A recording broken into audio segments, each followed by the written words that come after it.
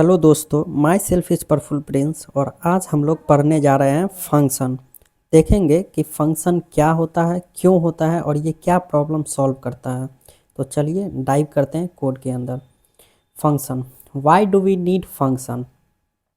Function eliminate करता है code duplication को, कि बार बार जहाँ पे कोड लिखना पड़े, एक ही लॉजिक को बार बार रिपीट करना पड़े, वहाँ पे फंक्शन उस कोड डुप्लीकेशन को कम कर देता है। Using dry principle means do not repeat yourself. Without function the same logic must be written repeatedly.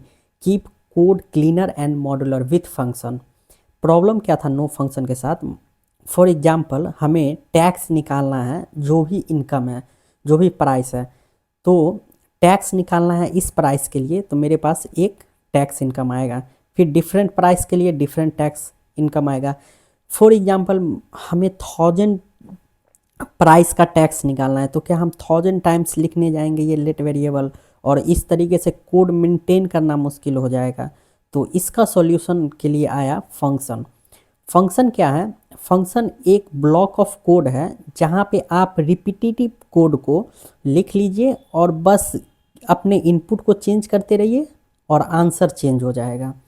One change update all usages means हम बस प्राइस इनपुट में देंगे और वो हमें टैक्स निकाल के रिटर्न कर देगा।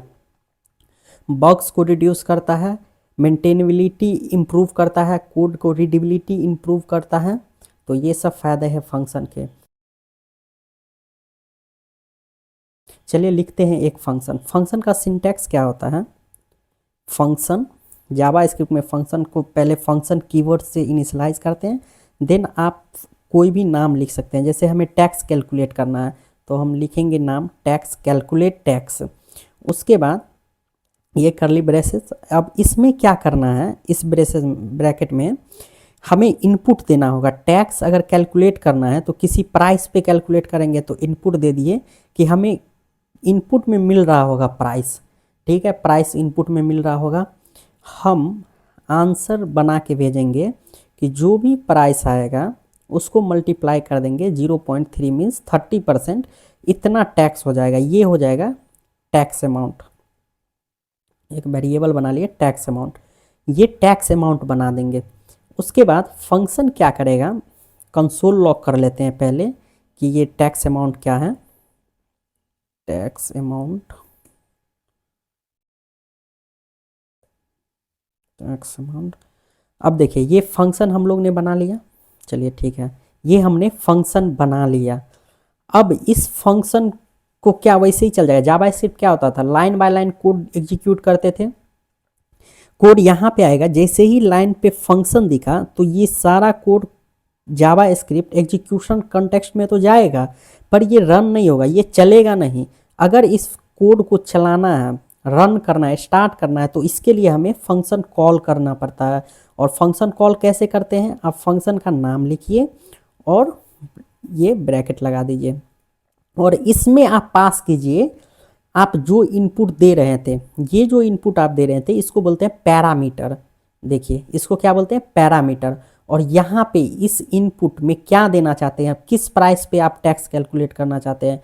फॉर एग्जांपल हम 100 रुपये का टैक्स, 100 रुपीज़ का टैक्स कैलकुलेट करना चाहते हैं।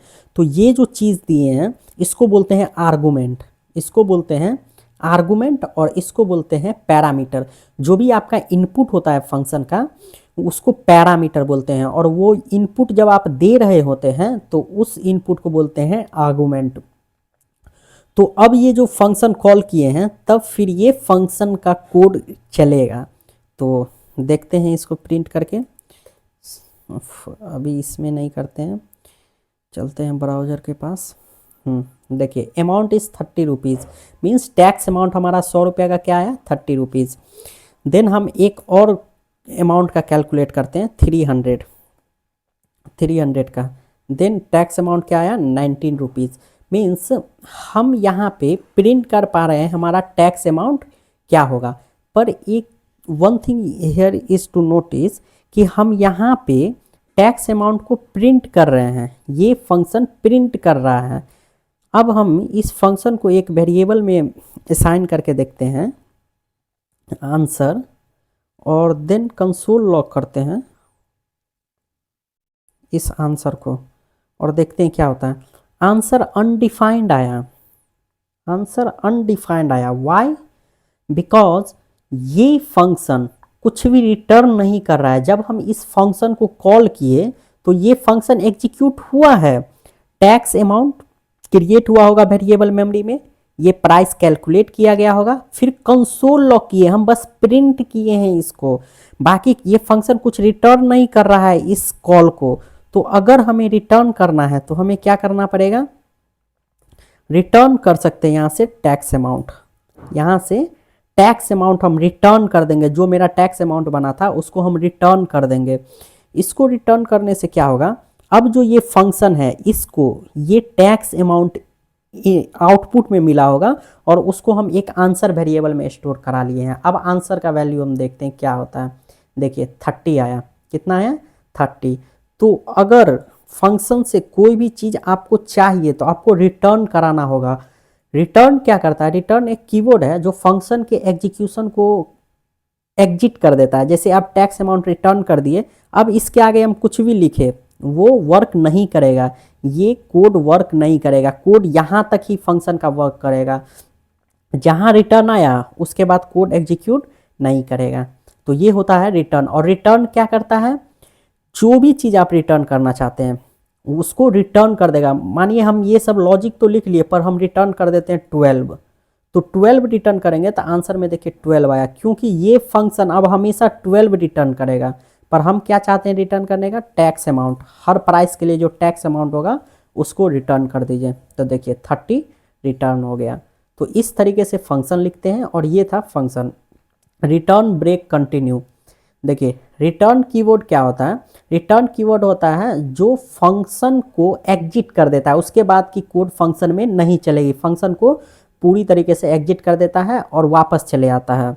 ब्रेक और कंटिन्यू को फंक्शन में आप नहीं लिख सकते हैं।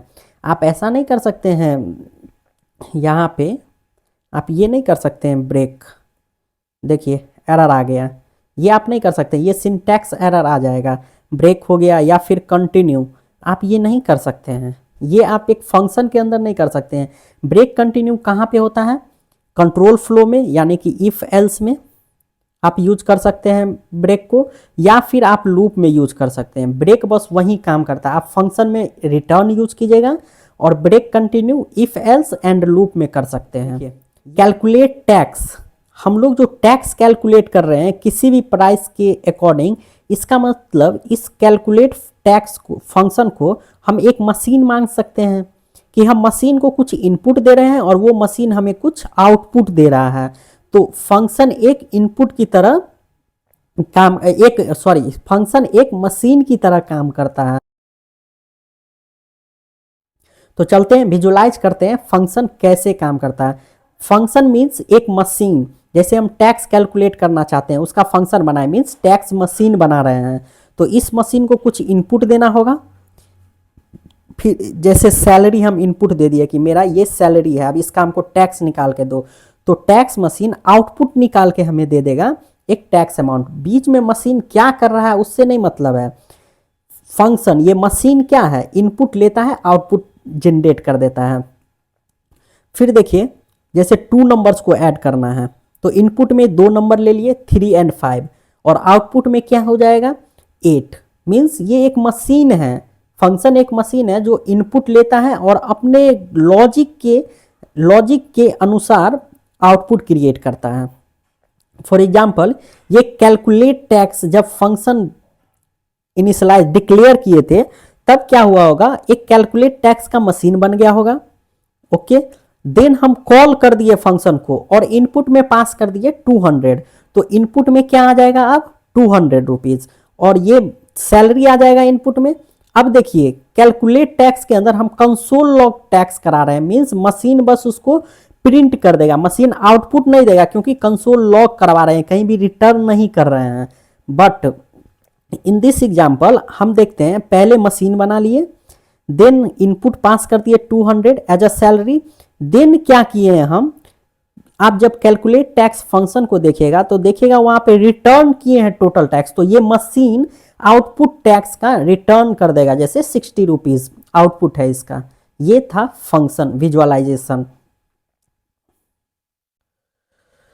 तो अभी तक फंक्शन का बेसिक समझ गए, बेसिक सिंटैक्स समझ गए, क्या करता है, कैसे करता है।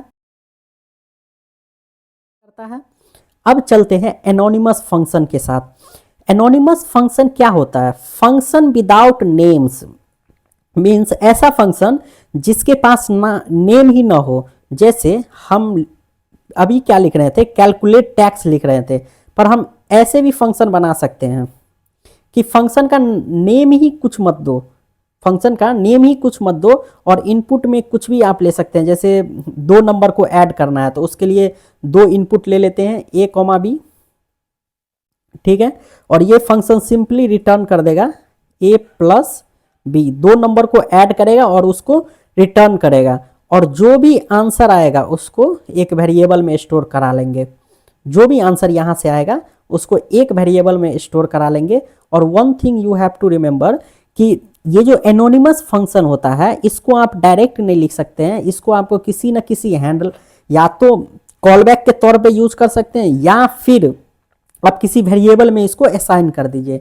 तो ये असाइन कर दिए, कंसोल लॉग करते हैं हम, इस फंक्शन को कॉल करते हैं आंसर 1 को, नहीं तो वेट, हम आंसर 1 को कॉल करते हैं और इनपुट में पास कर देते हैं 2 and 3। ये फंक्शन कुछ रिटर्न करेगा कुछ रिस्पॉन्स रिटर्न करेगा, उस रिस्पॉन्स को वेरिएबल में स्टोर करा लिए और कंसोल लॉग कर देते हैं इस रिस्पॉन्स को। रिस्पॉन्स इज कंसोल लॉग करवा दिए। अब जाके देखते हैं क्या है कंसोल में। देखिए रिस्पॉन्स क्या आया, 5। जब हम इस 2 नंबर को ऐड किए 2 and 3 को तो क्या आ गया, 5 आ गया।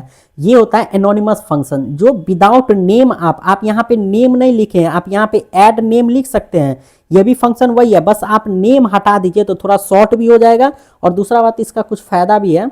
और देखिए आप इसमें बस नेम हटाएं और ये फंक्शन क्या बन गया, एनोनिमस फंक्शन बन गया। ठीक है, एनोनिमस फंक्शन कर लिए। अब देखते हैं फंक्शन एक्सप्रेशन। फंक्शन एक्सप्रेशन कुछ नहीं है, आप यही जो चीज किए हैं अभी, यही इसको क्या किए हैं, इस फंक्शन को एक असाइन कर दिए एक वेरिएबल के अंदर। तो किसी भी फंक्शन को अगर आप वेरिएबल के अंदर असाइन करते हैं, पास करते हैं, तो उसको बोलते हैं फंक्शन एक्सप्रेशन। देन आ जाता है इज वेरी इंपॉर्टेंट एक एरो फंक्शन। एरो फंक्शन क्या होता है, कुछ भी नहीं होता है, सिंपल एनोनिमस फंक्शन बनाते हैं। जैसे एनोनिमस फंक्शन बनाते हैं वैसे ही होता है। इसमें आप फंक्शन कीवर्ड को भी हटा देना है और यहां पे बस एरो की दे देना है। इससे क्या होगा, ये एक एरो फंक्शन बन गया। और इस एरो फंक्शन को आप जैसे दे सकते हैं, मानिए हम ऐड करने का नहीं, सब्ट्रैक्ट करने का लॉजिक बनाना चाह रहे हैं, तो a, b दे दिए और इसको एक वेरिएबल में स्टोर करा लेते हैं सब्ट्रैक्ट और रिटर्न कर देंगे a माइनस बी। देखिए ये भी एनोनिमस फंक्शन की तरह है, बस आप यहाँ पे एरो लगाते हैं और ये फंक्शन कीवर्ड को हटा देते हैं। ये काफ़ी शॉर्ट हो गया।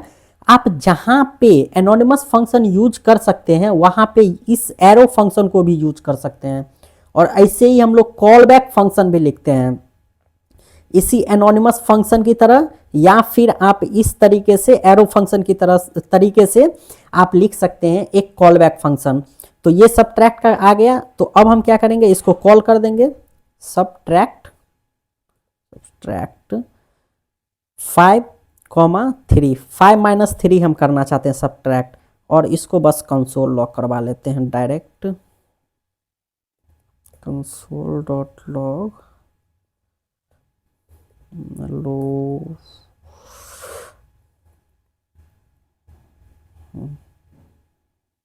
देखिए 2 आ गया, 5 माइनस 3 इज 2। तो ये था एक एरो फंक्शन। एरो फंक्शन को सिंपली इस तरीके से लिख सकते हैं।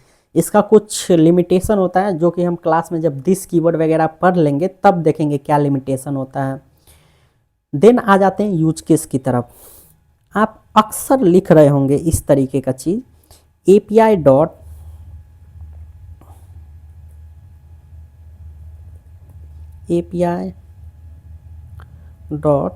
Create slice API slice version 1 slice high. यहाँ पे आप अक्सर इस तरीके की चीज़ को लिख रहे होंगे। ये क्या है? ये बताता है, इसी को बोलते हैं call back function. Arrow function जैसे आप लिखते हैं, उस एरो फंक्शन को यहाँ पे लिख सकते हैं, या फिर यहाँ पे एनोनिमस फंक्शन भी आप लिख सकते हैं। ये अभी के लिए बस दिखा दे रहे हैं, जब आप यूज केस कीजिएगा यूज केस के साथ, तब और अच्छे से समझ में आएगा।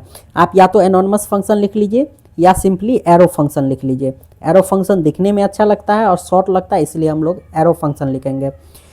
इसका क्या मतलब है? इसका मतलब है जब भी यूजर इस पाथ पे आएगा तो ये कॉल बैक फंक्शन ट्रिगर होगा।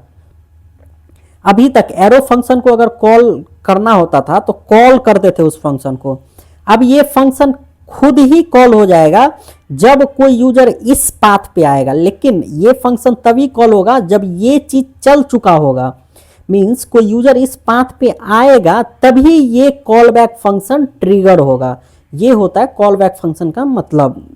और कॉल बैक फंक्शन का एक प्रॉपर्टीज होता है कि ये तुरंत ही एग्जीक्यूट हो जाएगा, इमिडिएटली ये एग्जीक्यूट करता है। और इसका मतलब समझेंगे फॉर ईच में थोड़े अच्छे से नेक्स्ट लेक्चर में।